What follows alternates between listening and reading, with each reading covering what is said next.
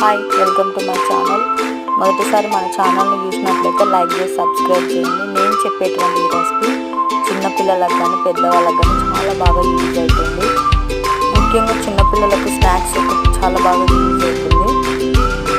మొదట ఒక ప్యాన్ తీసుకొని దాంట్లో కొద్దిగా మినపగుళ్ళు పల్లీలు వేసి పక్కన పెట్టుకోవాలి. అదే ప్యాన్లో ఒక స్పూన్ నెయ్యి తీసుకొని నేను ఆవు తీసుకున్నాను. దాంట్లో హాఫ్ కప్ వరకు బాదం వేసి వేయించాలి. Hi, welcome to my channel. మొదటిసారి మన ఛానల్ని చూసినట్లయితే లైక్ చేసి సబ్స్క్రైబ్ చేయండి.